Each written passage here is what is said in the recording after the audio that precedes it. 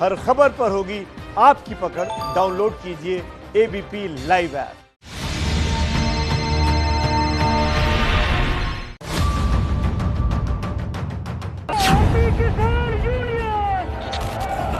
किसानों ना टकराएगा।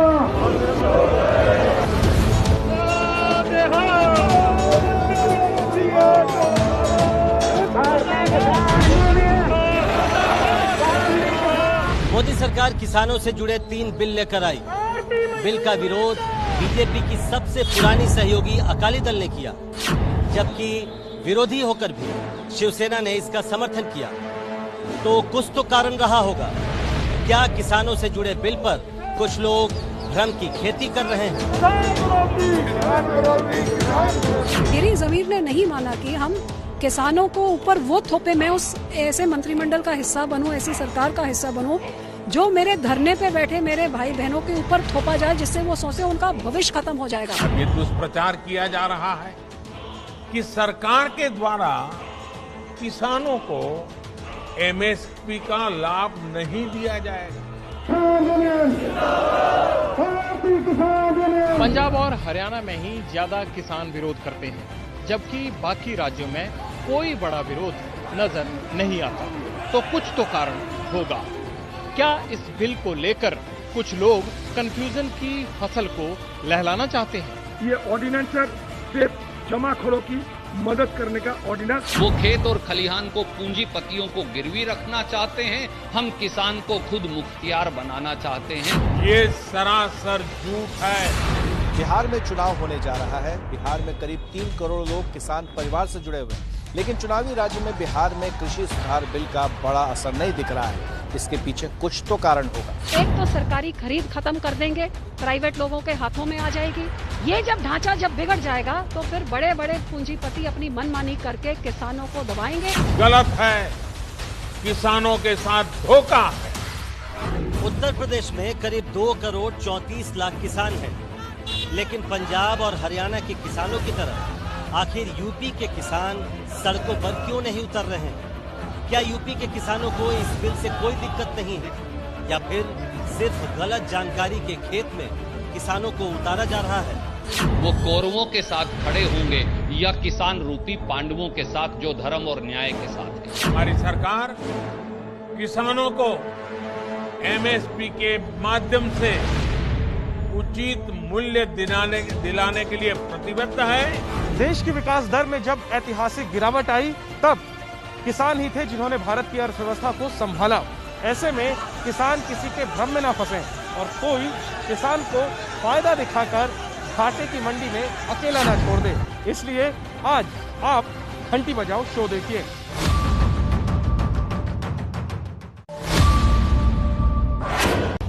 नमस्कार, मैं अनुराग मुस्कान घंटी बजाओ शो में आपका स्वागत करता हूं। देखिए, मोदी सरकार देश में कृषि सुधार से जुड़े 3 बिल लेकर के आई है।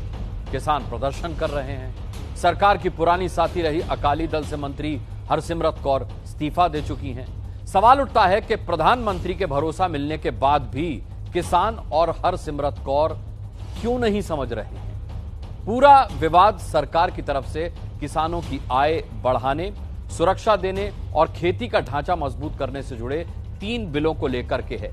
अब जो मैं कहता जाऊंगा वो आप यहां पर लिखा हुआ देखेंगे। लोकसभा में पेश हुआ पहला बिल है किसान को उपज बेचने में खुली छूट देने का बिल। ध्यान से समझ लीजिए। दूसरा बिल क्या है? किसान को कैसे पैसे की गारंटी मिले, खतरे से बचाने का बिल है। और तीसरा बिल है आवश्यक वस्तु संशोधन बिल। ये 3 अहम बिल हैं जो सरकार लेकर के आई है। देखिए, जून महीने में इन तीनों कानूनों को अध्यादेश के तौर पर लाकर सरकार लागू कर चुकी है, लेकिन अब इन्हें संसद से पास कराना जरूरी है। ये एक प्रक्रिया होती है। तो नाराजगी की आखिर दलील क्या है, वजह क्या है और सरकार किसानों के हित में तर्क क्या दे रही है? यह समझना बहुत जरूरी है कि सरकार समझाना क्या चाहती है, बिल में आखिर है क्या। इन्हें एक एक करके अब आप जानिए और सहमत हो तो जोरदार घंटी बजा करके किसानों के हित में आवाज उठाइएगा।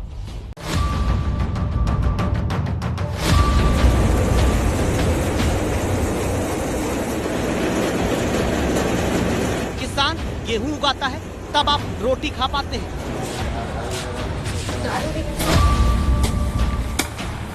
किसान धान उगाता है तब आप चावल खा पाते हैं,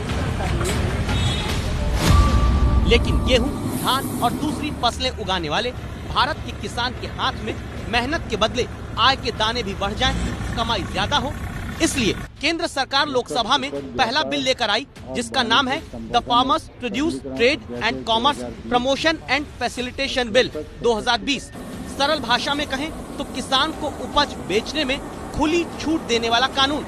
लेकिन सवाल यह है, मोदी सरकार के किसानों के लिए पहले बिल से क्या होगा? किसान को उपज बेचने में खुली छूट देने वाला बिल आखिर होगा क्या? इस बिल में क्या होगा ये बताएं, उससे पहले आपको यहां पर कुछ अहम बिंदु दिखा देते हैं। देखिए, अभी तक होता क्या आया है। अभी किसानों के पास फसल बेचने के ज्यादा विकल्प नहीं होते हैं, क्योंकि किसान अभी या तो सरकारी एजेंसी को अपनी फसल बेचता है या फिर सरकारी मंडी में अपनी फसल जो है वो व्यापारी को बेचता है। मंडी में जब किसान जाता है तो सरकार की तरफ से निर्धारित न्यूनतम समर्थन मूल्य अपनी फसल के लिए पाता है। जैसे गेहूं के लिए 1925 रुपए प्रति क्विंटल उसे मिलते हैं, लेकिन अभी किसान जो है वो दूसरे राज्य में जाकर अपनी फसल नहीं बेच पाते हैं। ऐसे में माना जाता है कि किसानों के पास मुनाफा कमाने के विकल्प ज्यादा नहीं होते। अब जानिए, नया बिल कानून बन जाएगा तो फिर देश भर के किसानों का फायदा किस तरीके से होगा, किस तरीके से नए बिल के कानून बन जाने के बाद किसानों को फायदा मिलेगा। किसान मनचाही जगह पर फसल बेच पाएंगे, दूसरे राज्य भी जा सकते हैं, यानी पंजाब में गेहूं ज्यादा उगाने वाला किसान ऐसे राज्य में जाकर गेहूं बेच सकता है जहां गेहूं कम होता है। इससे फायदा यह होगा कि जहां बेहतर दाम वहां किसान फसल बेचने जा पाएगा, जहां पैसे ज्यादा मिलेंगे वहां वो अपनी फसल बेच सकता है, क्योंकि दूसरे राज्य के लाइसेंसी व्यापारी से सौदा खुद किसान कर पाएगा। सरकार कहती है कि इससे एक देश एक बाजार जैसा एक ढांचा तैयार होगा, एक स्ट्रक्चर तैयार होगा। दावा है कि इस बिल के कानून बनने से बाजार में खरीदारों के बीच कंपटीशन होगा और फायदा किसे होगा? फायदा किसान को होगा। लेकिन अब विरोध करने वाले अकाली दल, कांग्रेस समेत कुछ दल इसे किसानों का नुकसान बता रहे हैं। समझिए।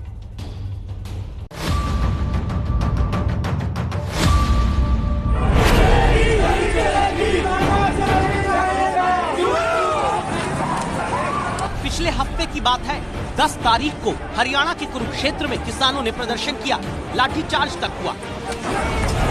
किसानों को रोका जा रहा है, देख सकते हैं यहाँ पर मुस्तैद है। इसके बाद लगातार पंजाब में किसान प्रदर्शन करने लगे, ट्रैक्टर पर बैठकर उस बिल का विरोध करने निकले जो किसानों को ही अपनी फसल मंडी से बाहर, बिचौलियों से दूर, दूसरे राज्यों तक में बेचने की आजादी देने वाला है।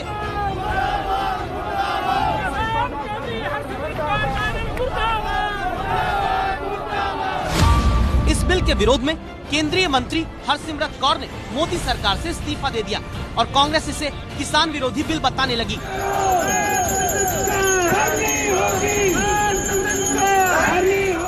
पंजाब के किसानों को डर है कि ये मंडीकरण ढांचा जो बहुत अच्छा चलता रहा है, अब जब पूंजीपति आएंगे, प्राइवेट प्लेयर्स आएंगे जिनको टैक्स नहीं देना है, वो किसान को अच्छे दाम देंगे, किसान उनके पास जाने लग जाएंगे, तो ये सरकारी ढांचा सब खत्म हो जाएगा जब इनकम नहीं रही। और तब इनका 1, 2, 3 साल बाद जब वो ढांचा सब खत्म हो गया तब इनका शोषण होगा। मंडी हो या किसान मार्केट, वहां तो न्यूनतम समर्थन मूल्य मिलेगा, पर मोदी जी तो कह रहे हैं मंडी या किसान मार्केट खत्म कर दो। किसान के खेत में या पूंजीपति के गोदाम में जाकर फसल बेचनी पड़ेगी, तो लाखों करोड़ों जगह और हर खेत के अंदर आप न्यूनतम समर्थन मूल्य सुनिश्चित कैसे करेंगे मोदी जी? अब देखिए विरोधियों की क्या दलील है। दरअसल विरोधी ये कह रहे हैं कि सरकार अपने नए बिल से किसान को मिलने वाली एमएसपी यानी तय कीमत के स्ट्रक्चर को खत्म कर देगी। विरोधियों की दलील यह भी है कि मंडी खत्म हो जाएंगी, किसान एमएसपी नहीं पाएगा और बड़े व्यापारी क्या करेंगे? वो मिलकर किसान को औने पौने दाम देंगे, क्योंकि तब तक मंडियां ही खत्म हो जाएंगी। प्रधानमंत्री मोदी और देश के कृषि मंत्री इन दलीलों को भ्रम फैला करके किसानों को गुमराह करने वाली एक साजिश बता रहे हैं। फिर भी आखिर क्या वजह है कि प्रधानमंत्री पर भरोसा नहीं कर रहे हैं विरोधी?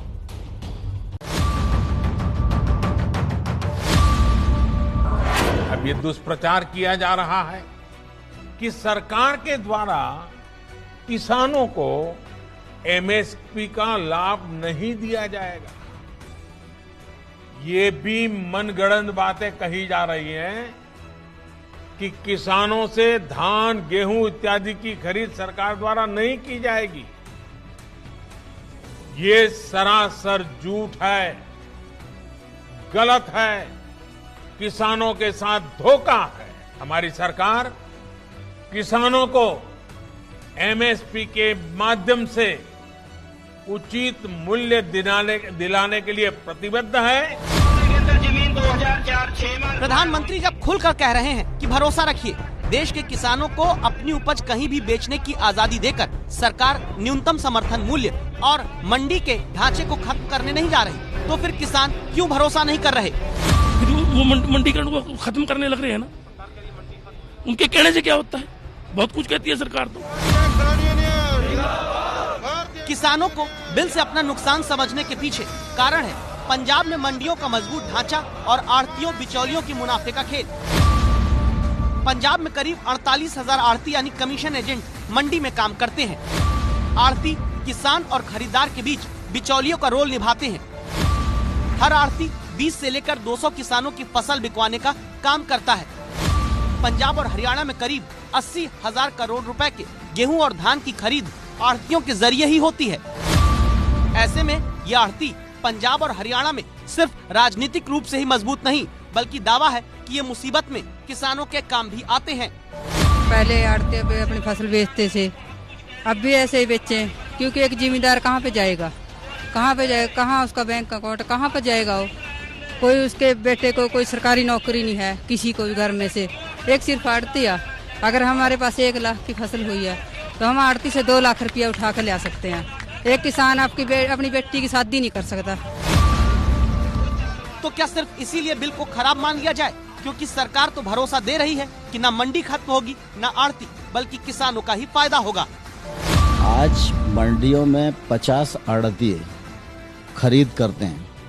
नया विधेयक उस पूरे क्षेत्र में 50 की जगह 500 लोगों को प्रतिस्पर्धा का अवसर देगा, क्योंकि मंडी के बाहर भी ट्रेड होगी, सैकड़ों लोग आ जाएंगे, प्रतिस्पर्धा बढ़ेगी तो किसान को उसके उत्पादन का उचित मूल्य मिलेगा।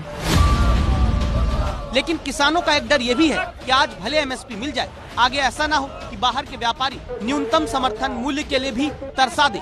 ऐसे में किसान और कृषि एक्सपर्ट की सरकार के लिए एक राय है। देखें, देश में सिर्फ 6% किसान हैं जिनको एमएसपी मिलता है और 94% किसान है जिनको एमएसपी नहीं मिलता है, जो मार्केट पे डिपेंडेंट है। अगर मार्केट्स इतनी बेनेवोलेंट होती, इतनी अच्छी होती, इतनी एफिशिएंट होती, तो जो एग्रीकल्चर डिस्ट्रेस है देश में, जो एग्रीकल्चर का संकट है देश में, वो नहीं होना था। और अब बात करते हैं दूसरे बिल की। दूसरा बिल जिसका विरोध हो रहा है वो क्या है?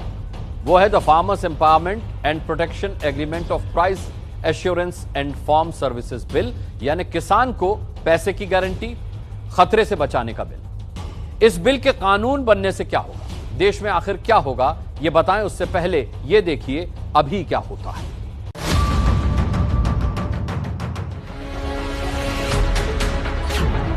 इन तस्वीरों को याद करिए। प्याज की कीमत बाजार में कौड़ियों के भाव हुई तो मध्य प्रदेश में शिवराज सरकार के पुराने कार्यकाल के दौरान किसानों का प्याज सड़ गया। 1 किलो प्याज उगाने में लगने वाली 9 से 10 रुपए की लागत तक किसानों को नहीं मिल पाई। 50 पैसे, 1 रुपए दाम मिलने लगे तो हालत ये हो गई कि किसानों को अपना प्याज ऐसे फेंकना पड़ा जिसे बाद में पशुओं ने ही खाया। भारत में 14 करोड़ 64 लाख कुल किसान हैं। भारत में 86% किसान तो 2 हेक्टेयर की जमीन वाले ही हैं, यानी करीब 11.5 करोड़ किसानों के पास जमीन बहुत कम है। जमीन कम है तो खेती में बड़ा मुनाफा कमाना कठिन होता है। ऐसे छोटे किसानों को खेती में कई बार भयानक बारिश से फसल बर्बादी का सामना करना पड़ता है। छोटे किसानों को जब सूखे का सामना करना पड़ता है तो उनकी उपज ही नहीं बल्कि भविष्य भी खराब होता है। छोटे किसानों की फसल पर जब टिड्डियों का हमला होता है तो फसल खराब होने के साथ लागत निकालना इन किसानों के लिए कठिन हो जाता है। तो मोदी सरकार का दूसरा बिल किसानों को निश्चित आय की गारंटी कैसे देगा? इसीलिए सरकार किसान को पैसे की गारंटी, खतरे से बचाने का बिल लेकर के आई। अब समझे आप, जिसमें किसान कॉन्ट्रैक्ट खेती करके फायदा कमा सकते हैं अब देखिए इससे किसानों को फायदा क्या होगा, यहां आप अच्छी तरीके से पढ़ भी सकते हैं। जो मैं बता रहा हूं, फायदा यह होगा कि खेती में बाढ़, सूखा, फसल खराब होने वाला रिस्क सिर्फ किसान को नहीं उठाना पड़ेगा। अभी ये सिर्फ किसान उठाता है, बल्कि किसान जिन फ्रूट प्रोसेसर्स, रिटेलर्स, बड़ी कंपनियों से एग्रीमेंट करेंगे, वो कंपनियां किसानों का खेती वाला रिस्क खुद उठाएंगी। जैसे कोई चिप्स बनाने वाली कंपनी आलू उगाने वाले किसान से सीधा कॉन्ट्रैक्ट करेगी कि ऐसा आलू हमारे लिए उगाओ, तो वही कंपनी आलू के किसान का नुकसान भी उठाएगी। फिर कॉन्ट्रैक्ट के तहत तय कीमत पर किसान उन बड़ी कंपनियों, फूड प्रोसेसर्स, रिटेलर्स को अपनी फसल बेचेंगे। किसान का समय बचेगा, दलालों से उसे मुक्ति मिलेगी। फसल खराब हुई तो भी कॉन्ट्रैक्ट से गारंटी कीमत मिलेगी। अच्छी फसल हुई तो बोनस का भी फायदा किसान उठा पाएंगे। बाजार भाव में उतार चढ़ाव के जोखिम से किसान मुक्त हो जाएगा, यह भी इसकी अहम बात है। अब फिर भी कुछ किसानों का सवाल है कि किसानों के ये किसानों को समझना होगा, और ये किसानों के लिए ही नहीं, आपके लिए भी समझना बहुत जरूरी है।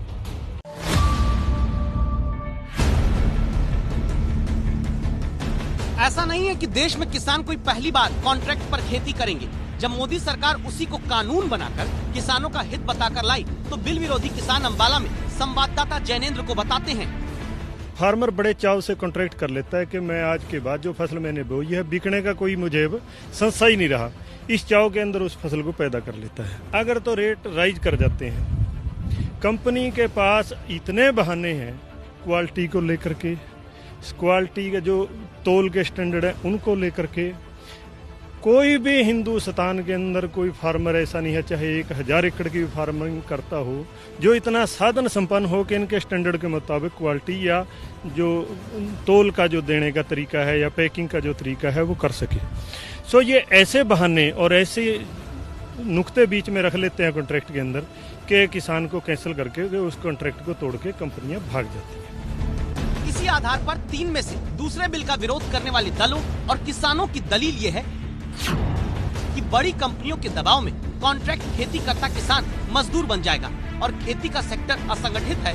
ऐसे में कोई विवाद हुआ तो बड़े कॉरपोरेट से किसान कैसे लड़ पाएगा। जवाब में सरकार ये तर्क देती है कि समय सीमा में विवाद निपटारे की प्रभावी व्यवस्था की जाएगी, ताकि किसान कॉन्ट्रैक्ट करने वाली कंपनी और व्यापारी के दबाव में टूटे नहीं, और लिखित एग्रीमेंट पे सारी शर्तें भी शामिल की जाएंगी। यूपीए के समय भी इस प्रकार का मॉडल एक्ट बनाकर राज्यों को भेजा गया था। अनेक राज्यों ने उसको स्वीकार किया और उन राज्यों के अनुभव अच्छे हैं। अभी तक चूंकि इसके लिए कोई कानूनी फ्रेमवर्क नहीं था, अब हम कानूनी प्लेटफॉर्म दे रहे हैं जिससे किसान का संरक्षण हो और किसान लाभप्रद खेती कर सके। और अब बात करते हैं तीसरे बिल की। देखिए, भारत में कई कृषि उपज ऐसी हैं जो सरप्लस में है, यानी डिमांड से कहीं ज्यादा उनकी पैदावार होती है, लेकिन अब तक इनके स्टॉक की सीमा तय होने से बड़ी कंपनियां, व्यापारी गोदामों, कोल्ड स्टोरेज, प्रोसेसिंग में निवेश कम करते रहे। नुकसान कौन उठाता था? नुकसान किसान उठाता था। कहते हैं तीसरा बिल जो है वो किसानों और देश को बहुत फायदा कराने वाला है।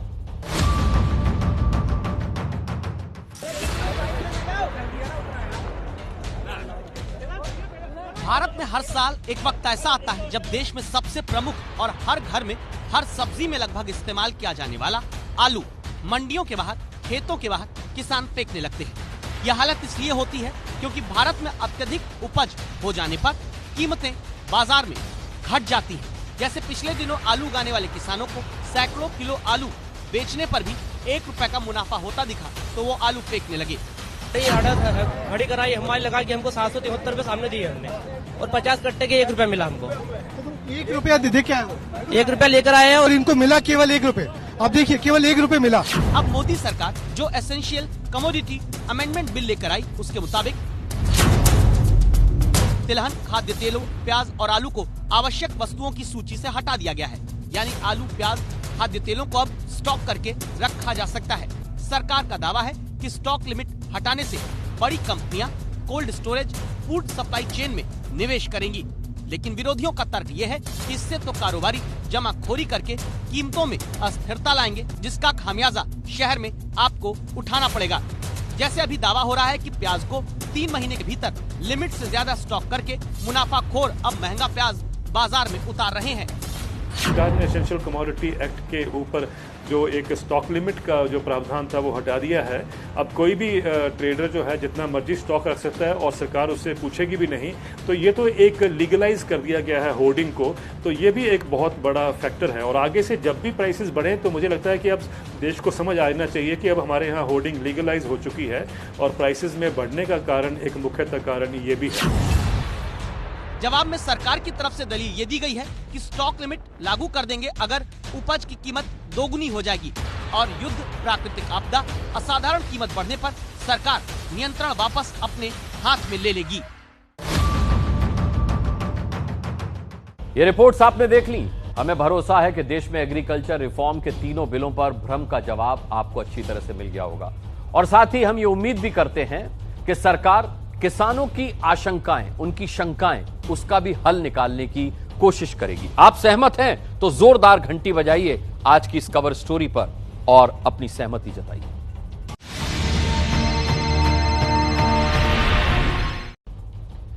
भारत और चीन आमने सामने हैं। चीन लगातार धमकी दे रहा है और भारत कह रहा है कि पहले पीछे जाओ।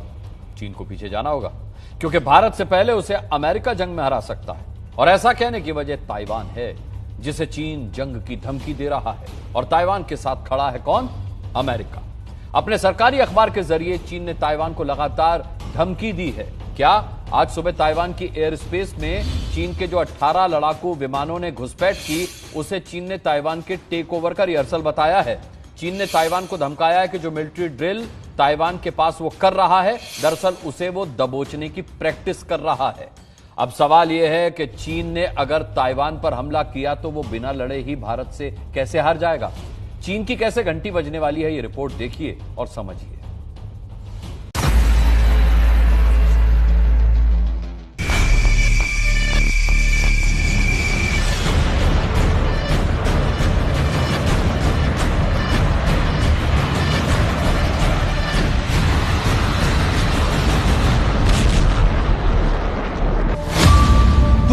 H-6 स्ट्रेटेजिक बॉम्बर,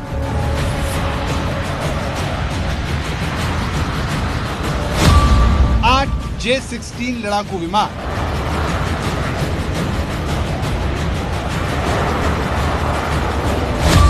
4 J-10,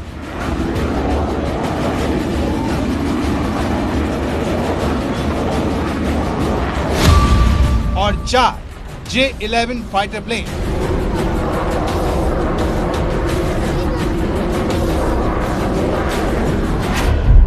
18 सितंबर 2020 सुबह का वक्त, ताइवान। चीन के पास छोटा सा देश ताइवान, जिसके आसमान में चीन के फाइटर प्लेन्स अचानक घुसपैठ करते हैं।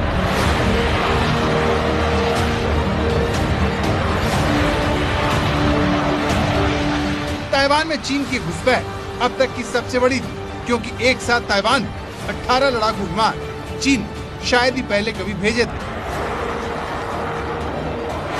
जैसे ही ताइवान को इसकी भनक लगी, उसके सैन्य हवाई अड्डे पर खलबली मच गई और आनंद फानन में फाइटर प्लेन्स के पायलट पोजीशन लेने लगे।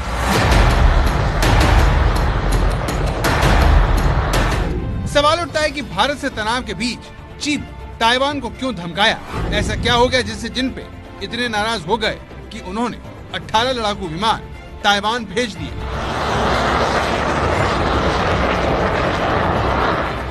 सवाल यह भी है कि क्या चीन में इतनी ताकत है कि वो एक साथ भारत और अमेरिका दोनों से दुश्मनी मोल ले? क्योंकि अगर चीन ने ताइवान पर हमला किया तो फिर उसका सामना दुनिया की महाशक्ति से हो सकता है। चीन ये सब जानता है, फिर भी वो अमेरिका को उकसाने की हिमाकत क्यों कर रहा है?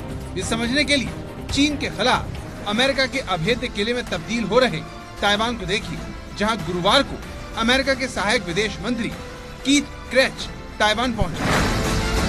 कोरोना काल में मास्क लगाकर और सोशल डिस्टेंसिंग का पालन करने वाले कीथ क्रेच पिछले 4 दशक में ताइवान पहुंचने वाले सबसे अनुभवी अमेरिकी मंत्री हैं। कीथ क्रेच अमेरिका के आर्थिक विकास, ऊर्जा और पर्यावरण मंत्रालयों के भी सहायक मंत्री हैं, जो 3 दिन की अपनी ताइवान यात्रा में राष्ट्रपति साई इंग वेंग से मुलाकात करेंगे। इससे पहले अगस्त महीने में अमेरिका के स्वास्थ्य मंत्री एलेक्स एजर ने ताइवान की यात्रा की थी। चीन ताइवान को अपना हिस्सा मानता है, लिहाजा वो ताइवान में बढ़ती अमेरिकी दिलचस्पी से इतना नाराज हो गया है कि उसने अपने 18 लड़ाकू विमान ताइवान स्ट्रेट में भेज दिए। ताइवान में अमेरिकी मंत्री की मौजूदगी में चीन ऐसा करके ये दिखाने में लगा है कि अमेरिका आग से खेल रहा है। चीन के रक्षा मंत्रालय के प्रवक्ता ने अमेरिका को धमकाते हुए कहा कि वो ताइवान से दूर रहे वरना पछताएगा। 中方的边防部队一贯严格遵守两国间的协定和协议，致力于维护中国领土主权，维护边境地区的和平安宁。 अमेरिका को धमकाने के लिए ही चीन ताइवान के करीब शक्ति प्रदर्शन में जुट गया है और उसकी वायुसेना और नौसेना के साथ ताइवान के नजदीक वो मिलिट्री ड्रिल कर रहा है।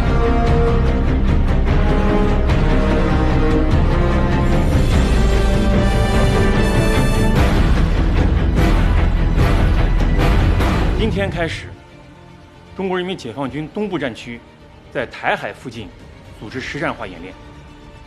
这是针对当前台海形势，维护国家主权和领土完整所采取的正当必要性。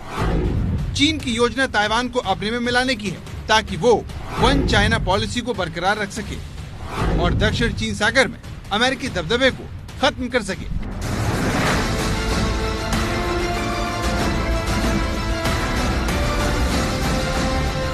अमेरिका ये बात जानता है, इसीलिए उसने ताइवान को मजबूत करना शुरू कर दिया है। अमेरिका और ताइवान जल्द एक डील फाइनल करने जा रहे हैं। अरबों डॉलर के इस रक्षा समझौते के तहत ताइवान को ऐसी मिसाइलें भी मिलेंगी जो चीन के किसी भी हिस्से को मिनटों में तबाह कर देंगी। चीन कई बार ताइवान को हथियार बिक्री का सख्त विरोध कर चुका है, लेकिन अमेरिका अपने सबसे बड़े दुश्मन के करीब ताइवान को अभेद्य किले में तब्दील करने में जुटा है। 近期，美国和民进党当局加紧勾连，频繁制造事端，无论是以台制华，还是挟洋自重，这都是痴心妄想，注定是死路一条。玩活着必自焚。 चीन इस बात से घबराया हुआ है कि अगर ताइवान को लंबी दूरी तक मार करने वाली मिसाइलें मिल गईं, तो ताइवान पर कब्जा करने का सपना उसका अधूरा ही रह जाएगा। इसीलिए चीन सीधे अमेरिका को धमकी दे रहा है। चीन के सरकारी अखबार ग्लोबल टाइम्स के एडिटर हु शिन ने चीन के सोशल मीडिया पर लिखा, ताइवान स्ट्रेट में हो रही ड्रिल ताइवान पर चीन के हमले की तैयारी का हिस्सा है। ऐसा करके ताइवान के डिफेंस सिस्टम की खुफिया जानकारी जुटाई गई है ताकि भविष्य में कार्रवाई करने में आसानी रहे। अगर अमेरिकी विदेश मंत्री और रक्षा मंत्री ने ताइवान की धरती पर कदम रखा तो चीन के लड़ाकू विमान ताइवान के आसमान में ऐसे ही घूमेंगे। चीन ने जो 18 लड़ाकू विमान ताइवान को चारों तरफ से घेरने के लिए भेजे थे, दरअसल उनका मकसद ताइवान की वहां मरोड़ना था और ताइवान को धमकाना था कि वो अमेरिका की तरफ ना झुके।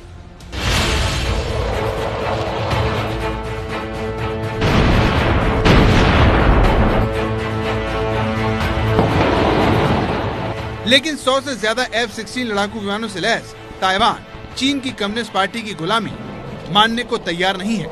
ऐसे में चीन की घुसपैठ के बाद उसने 4 घंटों में 17 बार अपने लड़ाकू विमानों को हमले के लिए तैयार करने की ड्रिल को अंजाम दिया।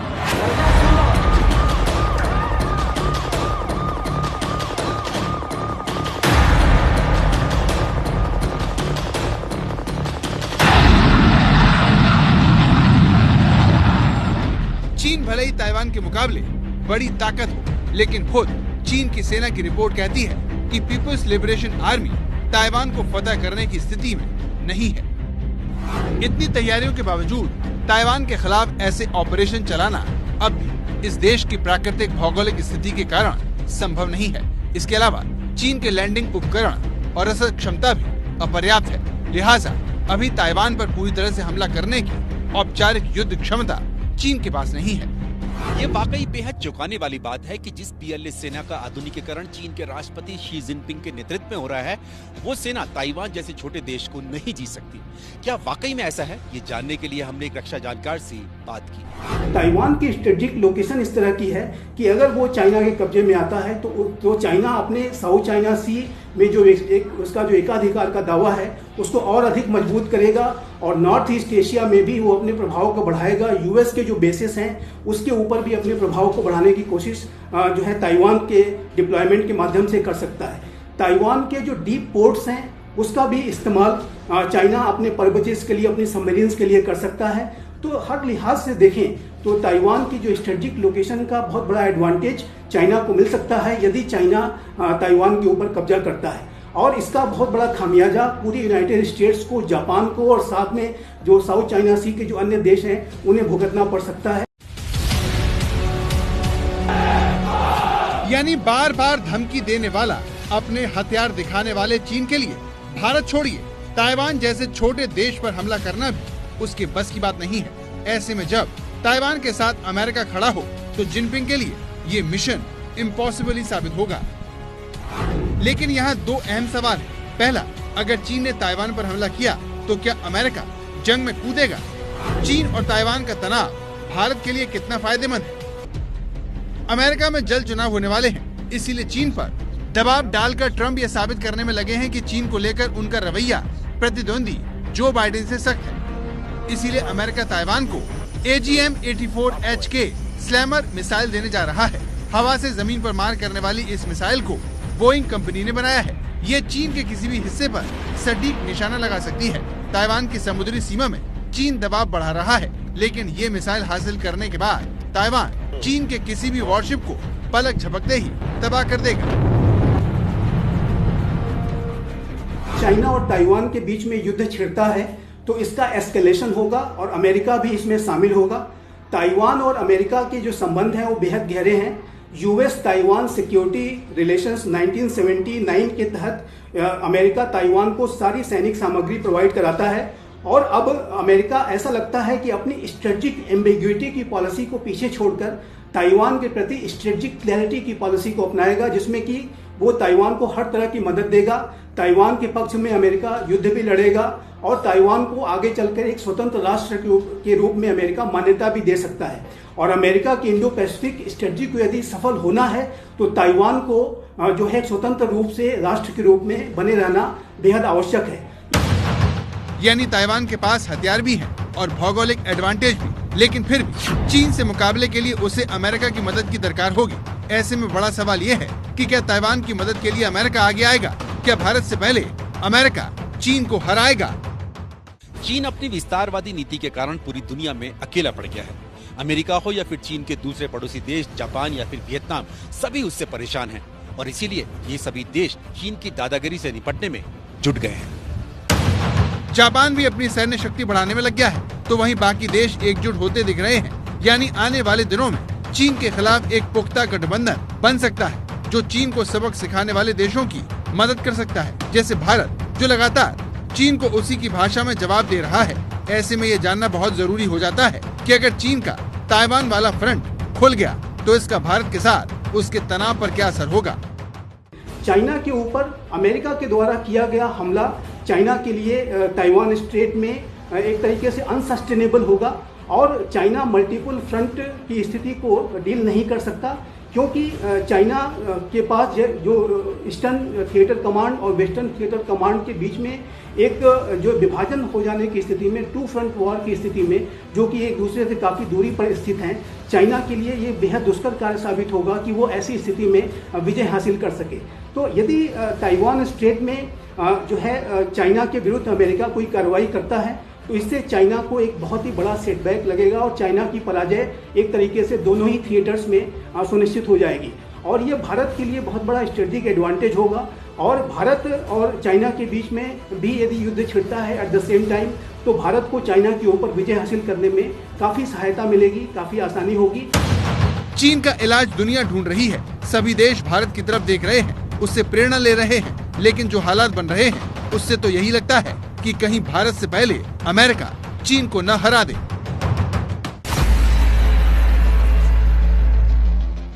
चीन की बात हो गई, अब उसके बाद बात करते हैं उसके दोस्त की, यानी पाकिस्तान की, जहां शिया मुसलमानों के खिलाफ साजिश हो रही है, उन्हें गैर मुस्लिम ठहराने की कोशिश की जा रही है।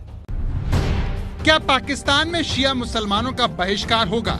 वादा और एक हुकूमत से बात कायम नहीं है मेरी तरफ तवज्जो। एक वादा कि आज के बाद बड़े से लेकर छोटे तक शरई तकाज़ों के मुताबिक, शरई हुक्म के मुताबिक शिया से सोशल बाइकाट करना है।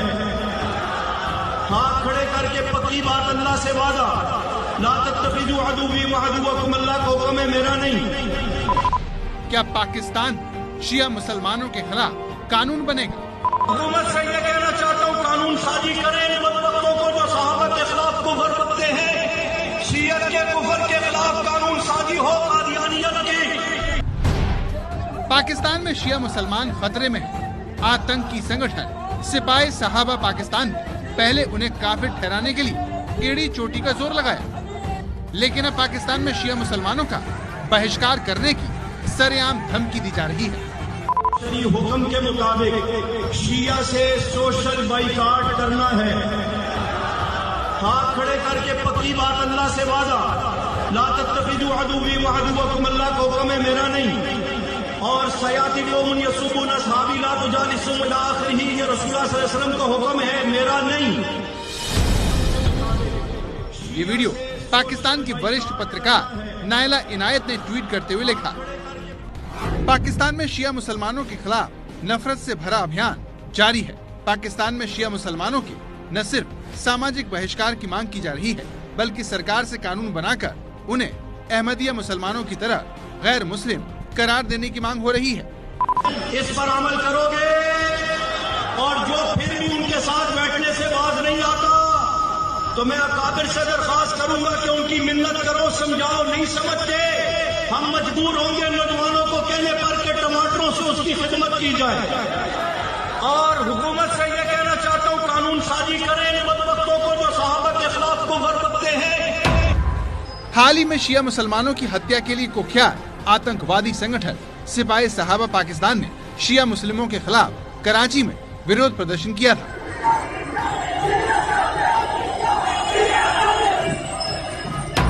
आरोप है कि पिछले महीने मुहर्रम पर आशूरा जुलूस के प्रसारण के दौरान पाकिस्तान में कुछ मुख्य शिया नेताओं ने इस्लाम विरोधी अपमानजनक बयान दिए थे, जिसके बाद कराची में प्रदर्शन हुए।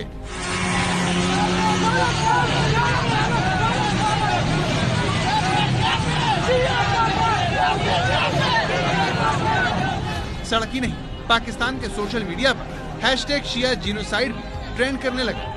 पाकिस्तान में शिया मुसलमानों को सिपाही सहाबा पाकिस्तान जैसे आतंकवादी संगठन समय समय पर निशाना बनाते रहते हैं। ये सिलसिला इमरान खान की हुकूमत में भी जारी है। जिसने ये बदबख्ती की है उसको मर्दाना सलाहियत से महरूम किया जाए। ये आपके मुल्क का वजीर आजम कह रहे हैं। मैं इसके जवाब में कहता हूँ कि कानून साजी अपनी जगह पर करे, कम अज कम इन साथियों बेईमानों को जो सहाबा को भोग रहे हैं पकड़कर इनकी ज़बानें काटे। ये ज़बानें कानून को काटनी चाहिए, नहीं काटनी चाहिए, हुक्मरानों को काटनी चाहिए, नहीं काटनी चाहिए। पाकिस्तान में शिया मुसलमानों के बहिष्कार की मांग तब की जा रही है जब पाकिस्तान 10 जिलों वाले भारत के गिलगिट बाल्टिस्तान को लेकर नई चाल चल रहा है। पाकिस्तान में अब तक 4 राज्य हैं, पंजाब, सिंध, खैबर पख्तूनख्वा और बलूचिस्तान। लेकिन अब गिलगित बाल्टिस्तान पाकिस्तान का 5वां राज्य बनने जा रहा है। पाकिस्तान ने 1947 में धोखे से गिलगिट बाल्टिस्तान पर कब्जा कर लिया था। कि जम्मू एंड कश्मीर के पीएको को आप भारत का हिस्सा नहीं मानते हो क्या? एग्रेसिव ना हो, जान दे देंगे इसके लिए। क्या बात कर रहे हो आप? एग्रेसिव होने की क्या बात कर रहे हो? जान दे देंगे इसके लिए। राज्य का दर्जा देने के फैसले पर पाकिस्तान की तरफ से कहा गया है कि सभी पक्षों से बात करने के बाद सरकार ने इस इलाके को संवैधानिक अधिकार देने का फैसला लिया है। जनता से किए वादे को पूरा किया जा रहा है। जो पाकिस्तान धर्म के आधार पर बना हो और जहां बहुसंख्यक धर्म को मानने वालों से किए गए वादे भुला दिए गए, वहां इमरान सरकार के इस वादे पर हंसी आती है। लेकिन आपको जानकर हैरानी होगी कि हिंदू और ईसाइयों की तरह पाकिस्तान में शिया मुसलमानों को भी साजिशन खत्म किया जा रहा है। एनसी विपिंद्रा की अगुवाई वाले नई दिल्ली के एक थिंक टैंक के अध्ययन ने एक चौंकाने वाला आंकड़ा प्रस्तुत किया है, जिसके मुताबिक 15 लाख की आबादी वाले गिलगिट बाल्टिस्तान में 39% शिया मुसलमान, 27% सुन्नी मुसलमान और 18% इस्माइली और 16% नूर बख्शी हैं। इलाके में आखिरी बार जनगणना 1998 में हुई थी। उस समय वहाँ की आबादी 8,70,000 थी। इसके बाद वहाँ पर बाहर से ले जाकर लोगों को बसाया गया और अब वहाँ की आबादी बढ़कर 15 लाख हो गई है और बहुसंख्यक शिया 80% से घटकर 39% रह गए हैं। पाकिस्तान भारत पर जम्मू कश्मीर की विरासत को बदलने का आरोप लगाता है, लेकिन शिया मुसलमानों के खिलाफ हो रही साजिश से पता चलता है कि पाकिस्तान किसी का सगा नहीं है।